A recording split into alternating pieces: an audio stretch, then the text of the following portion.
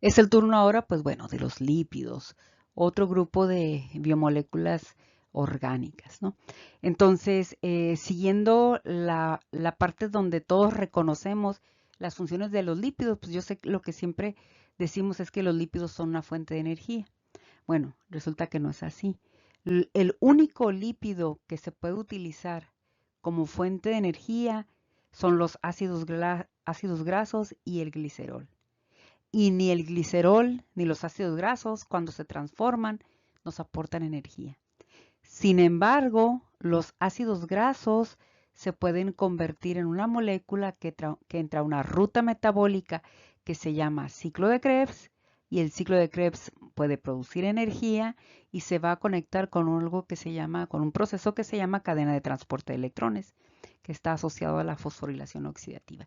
Y es ahí donde vamos a producir energía a partir de el producto de la degradación de las moléculas de ácidos grasos. Entonces, los ácidos grasos no me aportan energía cuando se transforman. De ahí entonces que decimos que en realidad no son una fuente de energía.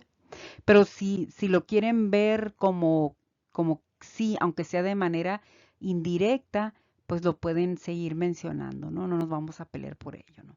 Ahora, como reserva de energía, pues tampoco, porque no podemos guardar la energía. Lo que sí podemos es almacenar triglicéridos, porque el triglicérido es el que se va a degradar y me va a dar por un lado glicerol, y este se puede convertir en glucosa, y por otro lado me va a dar ácidos grasos, que estos me van a dar acetilcoenzima A, que va a ir al ciclo de Krebs, canal respiratorio y fosforilación oxidativa, ¿sí?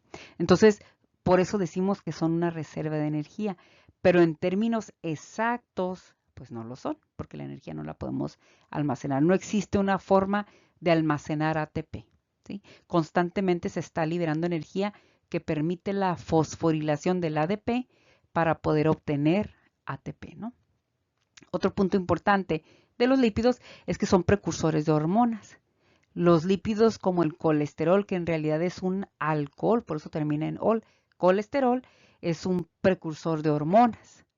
¿Como cuáles? Pues como la testosterona, como el cortisol, ¿sí? Aunque el cortisol, además de que se le atribuyen efectos hormonales, pues su nombre más exacto, por acá lo tenemos, es un glucocorticoide, ¿no? Porque de alguna forma contribuye a la regulación de los niveles de glucosa, ¿no? O influye sobre las rutas metabólicas productoras de glucosa, ¿no? Entonces, los lípidos, podemos decir, está bien si decimos que son una fuente de energía, es más, yo diría que son una fuente de energía indirecta, porque directamente no me da energía.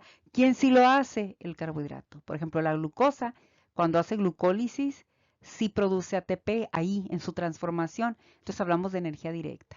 El ácido graso lo hace cuando su producto de degradación se conecta a otra ruta metabólica. Entonces podemos decir que son una fuente de energía indirecta. Y así lo van a encontrar descrito en el cuadernillo, ¿no? Entonces, bueno, reserva de energía, aunque en realidad es una reserva de triglicéridos, que finalmente es un tipo de lípidos, y otro tipo de lípidos, pues es el colesterol, ¿no? Que es un precursor de hormonas.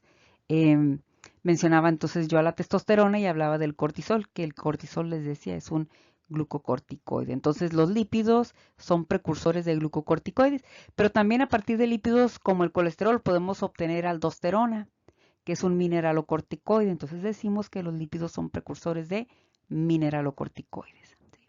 Otra función importante de los lípidos es su función estructural, porque resulta que es forma la base para las membranas, ¿no? Y la célula, para poder ser una unidad funcional y estructural, que es parte de su definición, necesita algo que la delimite, y la delimita la membrana y regula la entrada y salida de componentes químicos.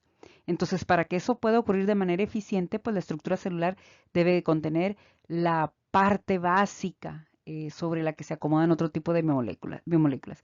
Esa parte básica la conforman los fosfolípidos, que es un tipo de lípido, ¿no? Entonces, en las membranas celulares. Ahora, es tan importante o son tan importantes los fosfolípidos porque forman membrana, y son tan importantes las membranas porque delimitan a la célula, pero además le dan la capacidad de estar compartamentalizada, porque entonces tenemos delimitada la mitocondria, tenemos delimitado al núcleo, tenemos una serie de retículos que están formados de membrana y entonces pues en realidad toda la estructura celular está formada de membranas, ¿no? Y eso habla de la importancia de los lípidos en este punto específicamente de los fosfolípidos, ¿no?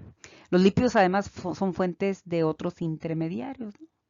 Por ejemplo, ahorita que decíamos que el ácido graso cuando se degrada y me da acetilcoenzima A, el acetilcoenzima A pues alimenta el ciclo de Krebs, pero además el acetilcoenzima A se utiliza para formar a los ácidos grasos. O sea, el ácido graso se degrada y me da moléculas de acetilcoenzima A. Las moléculas de acetilcoenzima A se unen y me forman ácidos grasos, ¿no? Ese sería un ejemplo, aunque no es el único, pero eso sería uno de los ejemplos, ¿no? Algunos lípidos pueden actuar como segundos mensajeros. ¿Quiénes son los segundos mensajeros? Son aquellas moléculas que se producen gracias a la acción de una hormona que no puede atravesar la membrana y que debe de estimular a un receptor de membrana. Y con ello se activan una serie de enzimas, entre ellas está, por ejemplo, la adenilato ciclasa. Y la adenilato ciclasa tiene como sustrato al ATP. Y el producto es algo que se llama AMP cíclico. Eso es un ejemplo de un segundo mensajero. Pero en este caso, este segundo mensajero, que es el AMP cíclico, en realidad es un nucleótido, ¿no? Por acá está, miren, me adelanté un poquito, está. Pero entonces, un segundo mensajero de la acción hormonal podría ser el DAG, que es el diacilglicerol, ¿no? Entonces, pero esa es la función que tienen los mensajeros, darle continuidad a toda la serie de información que viene desde una hormona. Bueno, sería incorrecto decir toda la serie de información, en realidad es un estímulo la hormona, que produce un segundo mensajero y ese segundo mensajero es un estímulo para algo más, casi un mini para qué del para qué, ¿no? Y bueno, el colesterol. Perdón, los lípidos, pues bueno, el colesterol, ¿no? El colesterol es un lípido que, les decía aquí, es precursor de hormonas, pero el colesterol además lo encontramos en la estructura celular. Fosfolípidos también los encontramos en la estructura celular. Colesterol es precursor de mineralocorticoides, es precursor de glucocorticoides. Y cuando el colesterol está en exceso y ya no queremos que se siga incorporando, ya no necesitamos que se siga incorporando a una membrana o que forme parte de las LDL y que sean transportados en la sangre, entonces hay que eliminarlo, pero no lo podemos eliminar. Lo que sí podemos hacer es convertirlo en otra cosa y esa otra cosa son sales biliares. Y estas sales biliares que se producen en el hígado van a pasar a la vesícula y esa vesícula se va a contraer cada vez que nos alimentemos con lípidos, porque resulta que las sales biliares contribuyen a la digestión intestinal de los lípidos.